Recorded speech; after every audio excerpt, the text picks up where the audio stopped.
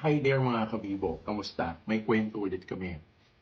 Alam mo minsan napapaisip lang kami talagang hinahangaan natin yung mga taong may tuturing nating matapang nung mga unang panahon, pamula sa mga bayani natin, at kahit naman sa mga tao na matatapang na may tuturing sa panahon natin ngayon. Pero napapatanong din kami, paano mo nga ba may tuturing na matapang ang isang tao?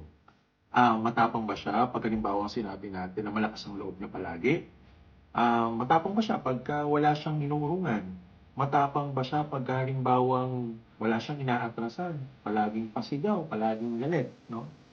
Pero para sa amin, alam niyo, parang hindi lang naman yun yata ang kahulugan ng pagiging matapang, no?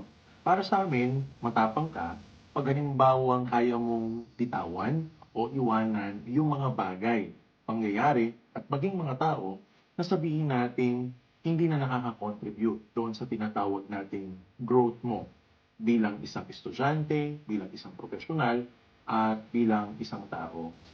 Matapang ka kasi alam mo yung kahit na alam nating pinahahalagahan mo sila, yung halimbawa sabihin natin, yung bagay, halimbawa sabihin natin, yung mga hobbies mo, pero feeling mo yung hobby na yun, hindi na nakakatulong sa'yo, inilet go mo na siya. Kahit na masakit, feeling mo yun yung makakabuti sa'yo, kabibo, feeling namin, matapang ka. Sa pangyayari naman, yung mga tinatawag nating hindi magagandang memories na nakasakit sa'yo, pag ito pinalimutan mo or nakamove on ka sa kabila ng naranasan mo ito, we believe na matapang ka. Lastly, syempre applicable din ito sa tao. Yung tipo, sabihin natin sa pagkakaibigan, sa love life mo, no?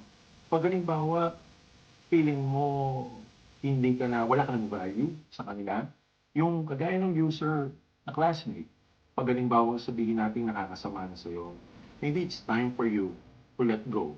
Maybe it's time for you to move on.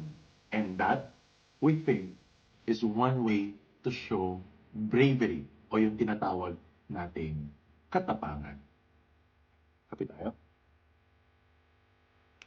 Ito, matapang. See you next video.